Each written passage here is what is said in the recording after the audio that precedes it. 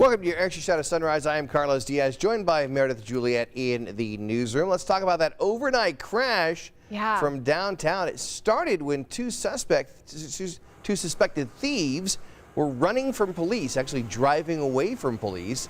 Several cars were hit. Police were trying to get the driver of a white truck to pull over, they believe to be connected to multiple trailer thefts.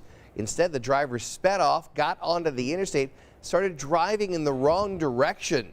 The driver's side swiped 5 cars, hit 2 more after going through an intersection at South Street between Pennsylvania and Meridian Streets downtown. Inside one of the cars that was hit was an off-duty Southport police officer and his wife. The wife had to be cut from the car after it was hit. The 2 suspects that caused the crash have been arrested. Police believe alcohol was involved, and one of the comments from the police was that a chase ensued during March Madness with this same couple, right? And that they went the wrong way down the interstate at that time as well, because they figured it was a maneuver that would get police to not chase them if they were going the wrong way down an interstate. And at that point, you've got to, kind of consider extra charges, putting people in danger at that point. Yeah, and I think they said that they, on the interstate, going the wrong way, sideswiped 3 cars, which I think is even more terrifying because you're going so fast on the internet, or on the, not on the internet, on the interstate, I should say, that if you were to sideswipe a car on the interstate, gosh, imagine how deadly this could have been. It could be bad. It could have been very bad. All right, so the good news is with Indianapolis is we got a lot of people getting the shot in the arm. Roll up the sleeves. Yeah, exactly. So the IMS, the Indianapolis Motor Speedway, they have a mass vaccination clinic. They've already done this before. They have another one that resumes tomorrow. So tomorrow starts the second multi-day clinic. Keep in mind, most of these important appointments are taken. You can't just show up, but you might be able to snag a last-minute cancellation. So you can maybe just keep refreshing the or the ourshot.in.gov website. Once you go on there, you can click the Indianapolis Motor Speedway clinic, and then you can just keep hitting refresh if that's, you really want to get the Johnson & Johnson or something like that. You can do it that way. And I would suggest too, check with your local Walgreens. My wife, she had a appointment coming up weeks and weeks from now. Yeah. Because she's younger and she to get the vaccine, and she just called the Walgreens down the street from us, and they're like, "Come on in." Yeah. And she's like, "All right." And that's true too of the vaccine clinic I have volunteered at for a few times. Every vial, at least at this clinic that I was at, if they open a vial, it's 9 shots. And so if they're at the end of the day and, they had it timed out perfectly with all their appointments so they wouldn't waste any, well, if one person doesn't show up or, somebody brings their mom or something like that, they might just have extra shots. And so, that's how I was able to get it so early. And that's how a lot of people will show up and just say, "Hey, I'm going to sit outside and wait till all of your appointments are done. If you have any extra, I'm going to be out there." And they would rather give a shot in the arm than throw a dose away, obviously. Yeah, so that's a way to get it. That's one way. And I just want to be clear. My wife made an appointment for the next day and went in. Oh, really? So yeah. So what I'm trying to say is that there were, and I see what you're saying, but there's a lot of appointments to be had at places you might not have thought. Because I remember when I got my first dose at the beginning of March. I got mine the beginning of March. It was like you could only go to you could go to the track, or you could only go to hospitals, you know, and now you're starting to see Walgreens and other places. Walmart, I'm pretty sure has appointments. Yeah, so don't limit yourself and say, well, I can only go here, and that says it's a month away. It's like, really, you could, if you do the research and and you can text the word vaccine to we don't have that number up right now, but you can go to WTHR.com for more information as well. All right, so a lot of people watching this morning. Sherry, good morning. Chris, good morning. Linda watching from Kokomo, good morning to you, Linda. Jack watching from East Central Indiana.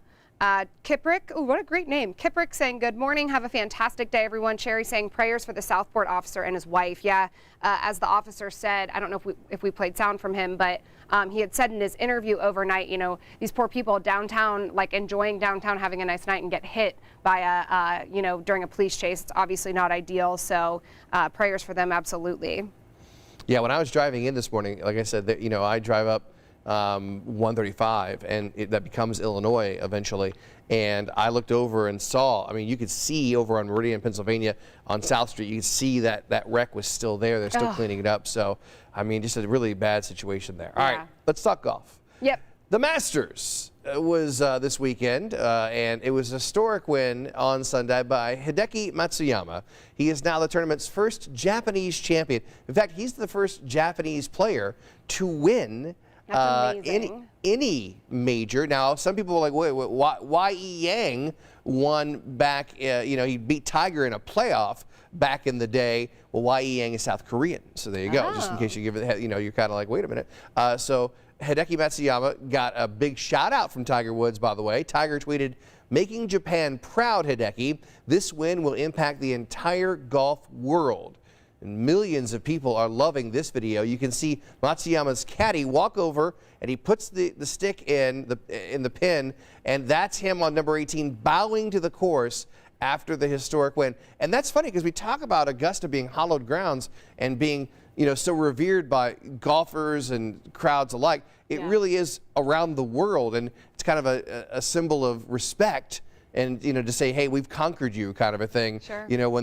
Because it wasn't, even though it was one stroke, it was a one-stroke victory, it really wasn't even that close. Yeah. I mean, Hideki Matsuyama had a sizable lead throughout the day. It got smaller because he was playing, very conservatively as he was coming in, and he bogeyed the last hole when he missed an easy par putt, but he was really kind of playing conservatively. So it was a dominant win by Hideki Matsuyama. Oh, that's so awesome, and that's so exciting. I know I watched the ending of it yesterday, and the announcers had said this is a long time coming. Like 10 years ago, they had, I guess it would be PGA, had tried to implement a really intense program in Japan to get people interested and to get these golfers interested. And I can tell you right now, that is the future. If you look at U.S. kids golf, which is like the Little League of golf, they have a world championship every year in Pinehurst every July.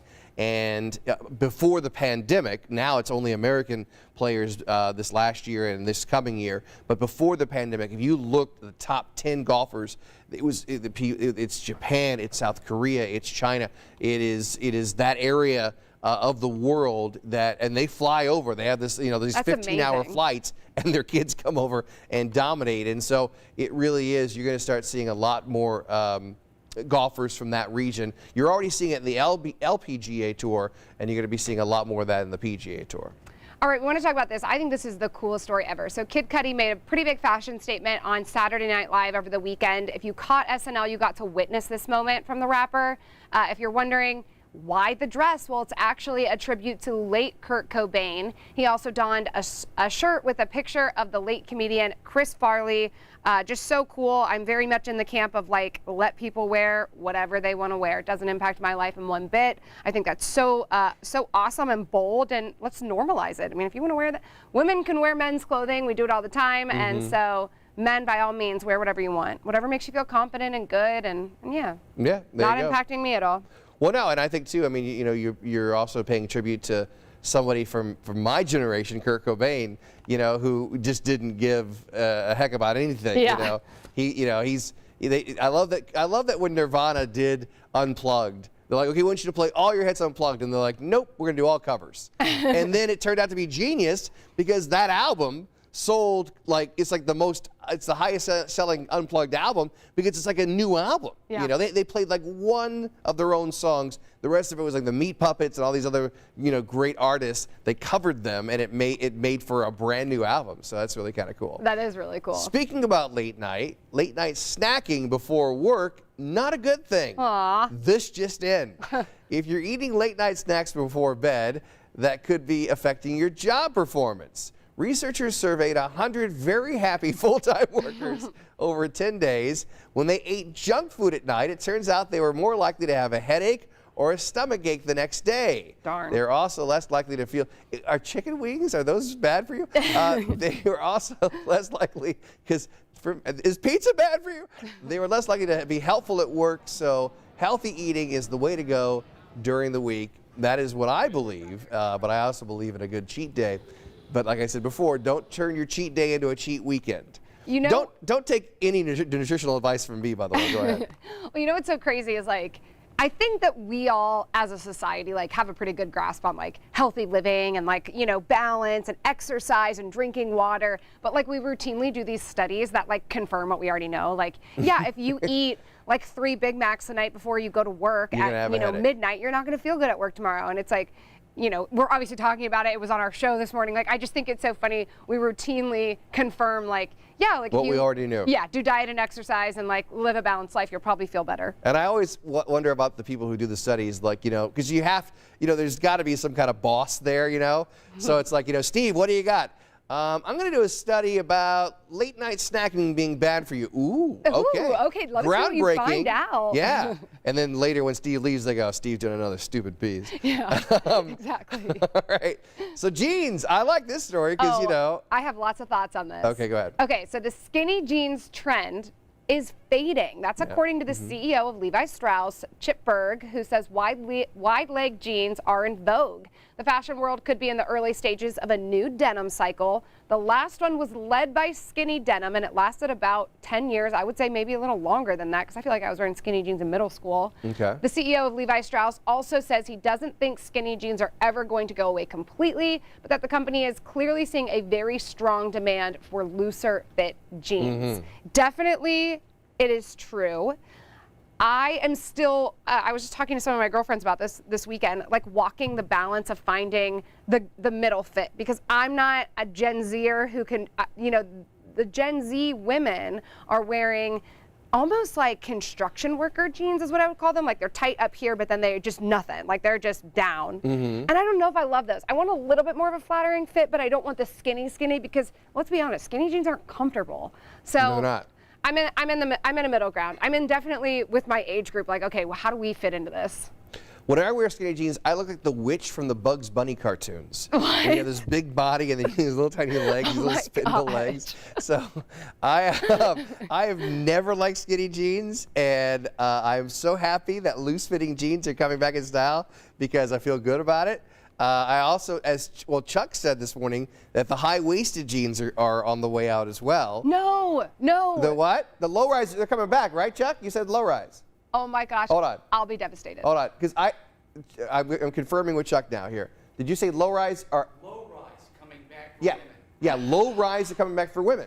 So the high-fitting, the mom jeans are out, correct? No. Yes, Chuck is confirming. Chuck Lofton confirms that is the high-waisted. devastating. Exactly. No one likes mom jeans, okay?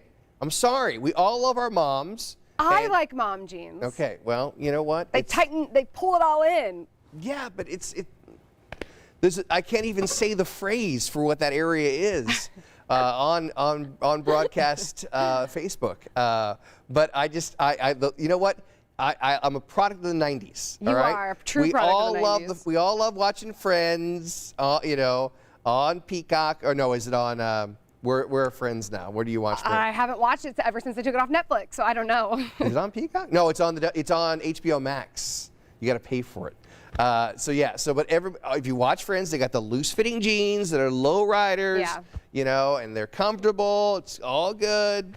These are funny comments. Kev says, bring back the bell bottoms. I actually have a pair of bell bottoms, and I really like them. Bell bottoms are awesome. I really like them. Brian says, I am cool. Again, could never wear skinny jeans. John says, I ain't wearing skinny jeans. Tim Fox says, bell bottoms, laughing, crying. Chris says, I like skinny jeans. It's very mixed bag. Joyce says skinny jeans, thumbs down. Chris says moms like mom jeans. Well, of course they would. Yeah. I don't see any. Jerry says I don't see any men busting out the old high-waisted jeans. That's true. You know, I think we should need to bring back Z Cavaricci jeans. Patrick, what's that? Patrick, do you remember Z Cavaricci jeans? No, you get those at merry-go-round, and so they were like you had like 4 or 5. Hit me in the comment section below if you remember Z Cavaricci. There's like 6. You had like 5 belts, and then they had like buttons that went up the side like Prince we used to wear. What? And then you'd fold the denim down over. Oh my gosh. Oh, I've got to get a picture. Can we put a picture up of Z Cavaricci jeans? Lisa said bell bottoms were incredible. Becky says sweats work for me. See, that's part of this is like, we're in a sweats generation at this point because of the pandemic. Yeah. Well, yeah, and sweatpants are, well, you know the thing with guys, and I'm not going to say which person on air wears these, but there is a person at Channel 13, and I love him for it. He wears these drawstring pants with his suits. Who? And I'm not gonna say. I can't say it. I can't. I'm not gonna reveal who it is. Yeah, don't reveal. Okay. But you've never been able to tell. You can't tell. He wears comfortable drawstring pants with his suits, and you cannot tell. And he's like, dude, you gotta get him. And I'm like, I'm looking into it. So there you go. Jerry says, oh heck no, with the Z Cavarici. Oh, Z Cavarici, come on now. You just look him up online. You're gonna be like, oh yeah, there we go. All right. This has been. Oh, there so we go. funny. There they are. There are Z Cavarici. What? Look, yeah. See the one in the middle, the acid wash ones with the buttons, and then and then see like Wait, that. what? See, you need to buy a pair of Z Cavarici jeans. I'm kind of into it. Yeah, they're baggy in the right places and they're tight in other places. These are cool. Yeah, they're really Z Cavarici jeans. They were when I was in high school. I worked at the Merry-Go-Round in Washington Square. Yeah. Those are flying off the shelves. Tanya says, yes, Merry-Go-Round was the store back in the day. Oh, I worked at Merry-Go-Round and then also down the road at a place called DJ's, which was owned by Merry-Go-Round. We had IOU sweatshirts. Not IU, wow. IOU sweatshirts. 2 for $35. Yeah, Greg loved the Greg, my producer Greg, I probably sold you an IOU sweatshirt when I was in high school. 2 for $35. We've all come full circle. Worked on commission at Merry-Go-Round and DJ's. Loved it. That's amazing. All right, well, for Carlos Diaz, I'm Meredith Juliet. Thanks for watching Extra Shot of Sunrise. We're going to see you right here tomorrow morning, 7:15. See ya.